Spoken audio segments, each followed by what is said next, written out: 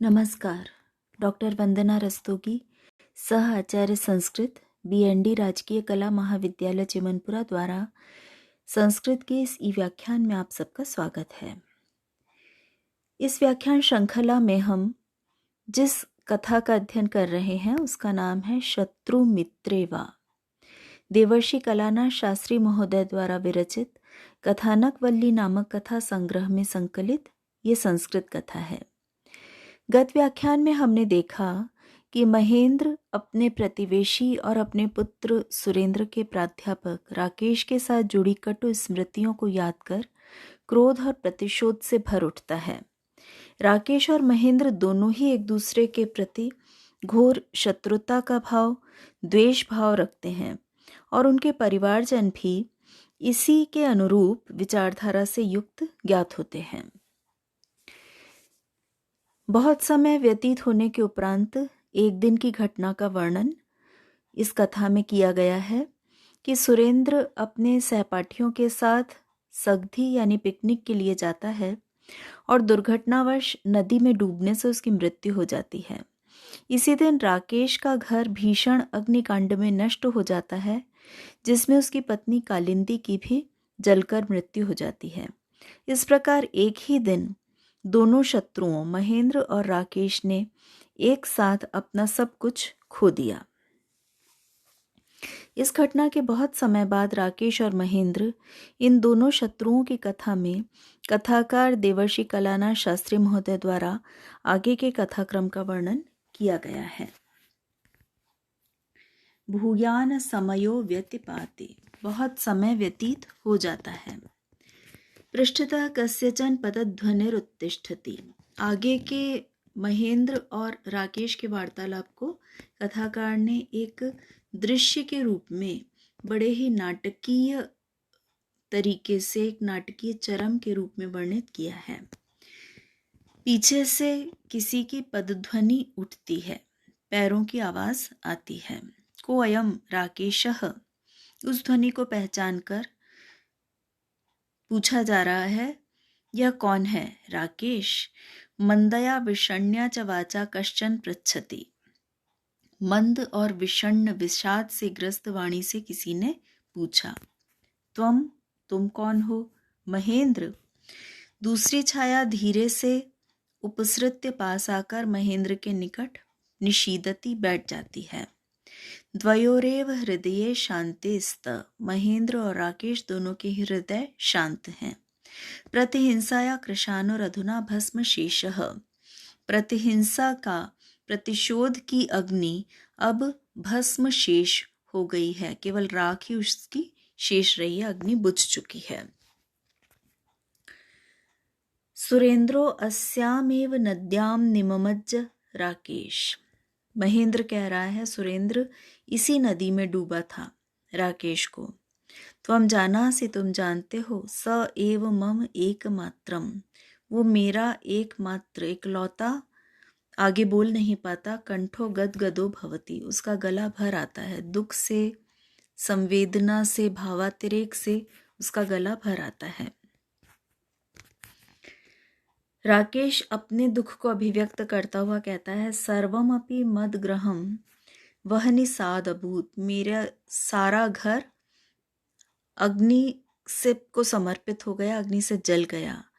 महेंद्र, हे महेंद्र, कालिंदी तस्मिन्नेव ग्रहे, कालिंदी मेरी पत्नी उसी घर में थी, यानी वो जीवित ही जल गई।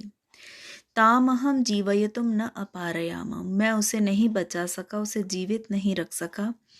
तया सह एव, उसी के साथ, मदीयः शिशुरपि दग्धः, मेरा शिशु भी जल गया। किंतु स न तदानीम जन्मापि लब्धवान असि, लेकिन उस शिशु ने तब तक जन्म भी नहीं लिया था। मेरा अजन्मा शिशु भी कालिंदी के साथ ही उस अग्नि में जलकर मर गया। विषण्णा छाया किंचित विचारयति, जो पहली छाया थी अर्थात महेंद्र विषादग्रस्त है, दुखी है, कुछ विचार करता है। शब्दा न निस्सरन्ति, लेकिन उसके मुख से शब्द निकल नहीं पा रहे हैं, बड़ी कठिनाई से वो बोल पा रहा है।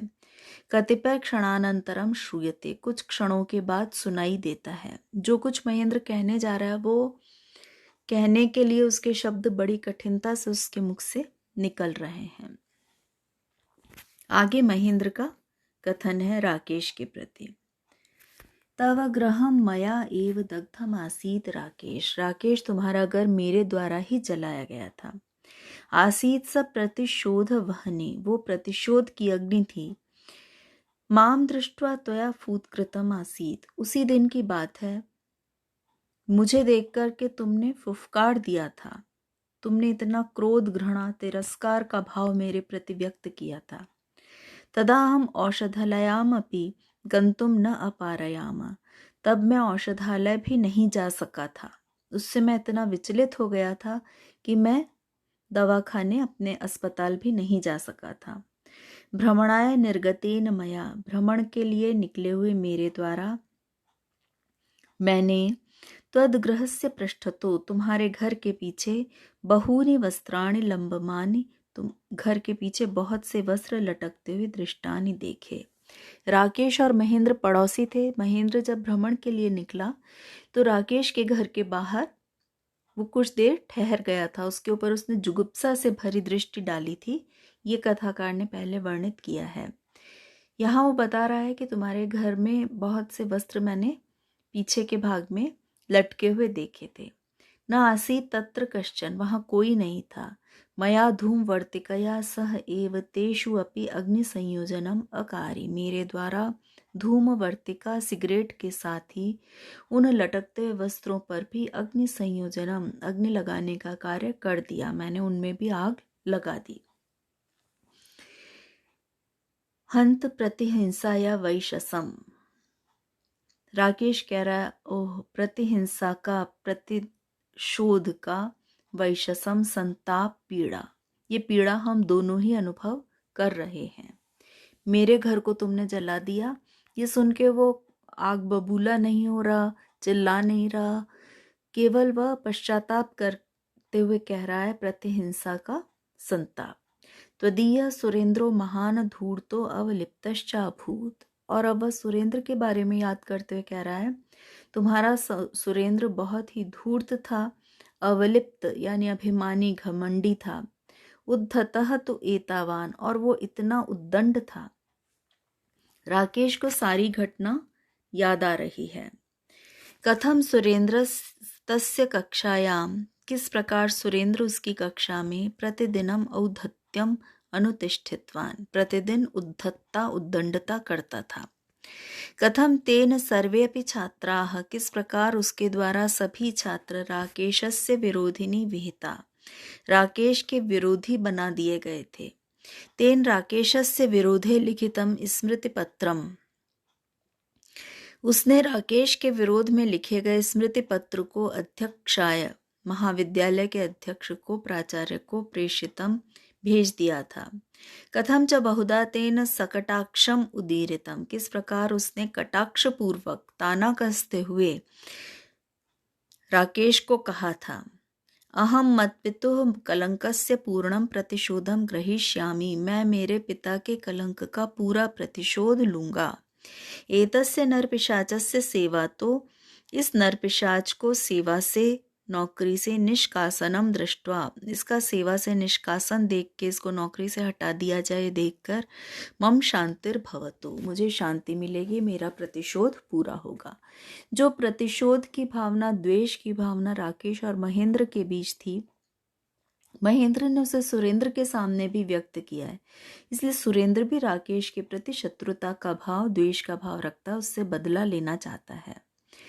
कि जब राकेश के पिता की मृत्यु होने पर राकेश ने महेंद्र को एक चिकित्सक होने के नाते उसके ऊपर ये दोषारोपण किया था कि उसके कारण ही उसके पिता की मृत्यु हो गई है, उसने ठीक से उनका उपचार नहीं किया। ये बहुत बड़ा कलंक राकेश द्वारा महेंद्र के ऊपर लगाया गया था। सुरेंद्र अपने पिता के ऊपर लगे इस कलंक का प्रतिशोध राकेश से लेना चाहता है।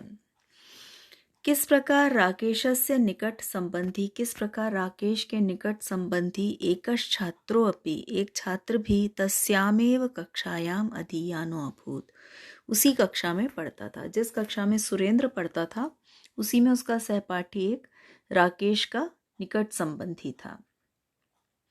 कथम तस्य सुरेंद्रेण सह कलह संजातः, किस प्रकार उस सहपाठी का सुरेंद्र के साथ झगड़ा हो गया था। तमेव प्रतिबोध्य, उसी को समझाकर सग्धि दिवसे, पिकनिक के सहभोज के दिन सुरेंद्रम नद्याम पातयितुम योजना, किस प्रकार सुरेंद्र को नदी में गिराने की योजना राकेश के द्वारा विहिता बनाई गई थी। कथम तेन सुरेंद्र पातितो नद्याम, और किस प्रकार उस सहपाठी के द्वारा सुरेंद्र को नदी में गिरा दिया गया था। कथम च तम संपात्य, और किस प्रकार उसको गिराकर वह स्वयं भी संभ्रम विमूढ़ समभवत, उसको भी चक्कर आ गया था। चक्कर आने से वह विमूढ़ सा बेहोश हो गया था। किंतु सुरेंद्रो निमज्ज एव, लेकिन सुरेंद्र नदी में डूब ही गया। महेंद्र सुरेंद्र के विषय में कह रहा है, मम सुरेंद्रो नास्ति सांप्रतम संसारे, मेरा सुरेंद्र अब संसार में नहीं है। तस्य भविष्यत उज्ज्वलम आसीत राकेश, उसका भविष्य बहुत ही उज्ज्वल था। उसके प्रति तुमने अपनी शत्रुता को क्यों निकाला। ये महेंद्र राकेश से कह रहा है। राकेश कहता है, अहम अपि जानामि, मैं भी जानता हूँ, किंतु आसीन में क्रूरो व्यामोह, लेकिन उस समय मेरे मन में बहुत ही क्रूर ये व्यामोह था, व्याकुलता थी, ये संभ्रम था। अपराधस्य दंडो अत्रैव मिलति, लेकिन अब मैं ये जानता हूँ कि अपराध का दंड यहीं मिल जाता है। शीघ्र मिलता है, अवश्यमेव मिलति, और अवश्य ही मिलता है।